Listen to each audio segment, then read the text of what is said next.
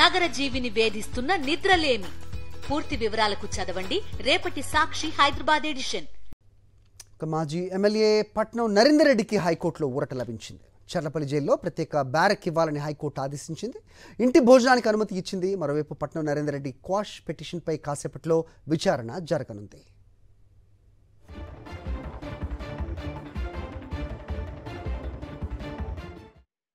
దీనిపై అప్డేట్స్ మా కరెస్పాండెంట్ వాసుని అడిగి తెలుసుకుందాం. వాసు, చెప్పండి.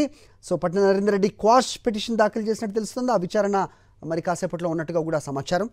సో ఏ మేరకు వచ్చే అవకాశాలు, ఏ మేరకు క్వాష్ చేసే అవకాశాలు ఉంటాయంటారు? హరి, లగచర్ల ఘటనకు సంబంధించి కూడా మాజీ టీఆర్ఎస్ ఎమ్మెల్యే పట్నం నరేందర్ రెడ్డి ఇప్పటికే అరెస్ట్ అయ్యి ఆయన చెల్లపల్లి జైల్లో ఉన్నారు. ఈ నేపథ్యంలో అతన్ని స్పెషల్ బ్యారక్ ఇవ్వాలంటూ కూడా హైకోర్టులో పిటిషన్ చేశారు. దీంతో ఆయనకు హైకోర్టులో ఊరట లభించింది.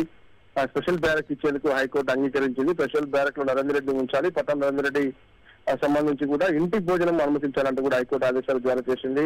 అయితే మరోపక్క ఈ వేకే సంబంధించి కూడా ట్రాష్ పిటిషన్ అంటే రిమాండ్, పోలీసులు ఏదైతే రిమాండ్ చేశారో రిమాండ్ రిపోర్ట్ ను రిజెక్ట్ చేయాలి, ఈ కేసులో ఎఫ్ఐఆర్ నుంచి నన్ను తొలగించాలంటూ కూడా ఆయన క్రాష్ పిటిషన్ దాఖలు చేశారు. క్రాష్ పిటిషన్ సంబంధించి మరి కాసేపట్లో హైకోర్టులో విచారణ జరగబోతా ఉంది.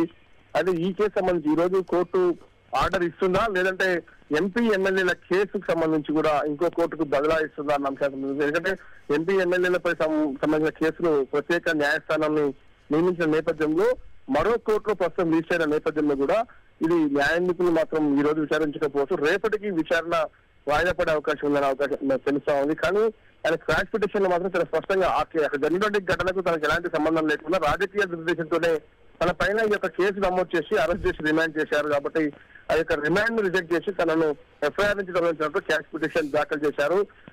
మరి కాసేపట్లో ప్రస్తుతం విచారణ జరుగుతుంది. కానీ ఈ రోజు ఆర్డర్ ఇవ్వకపోతే రేపు మరో కోర్టుకు బదిలీ అవకాశం అయితే కనిపిస్తా ఉంది.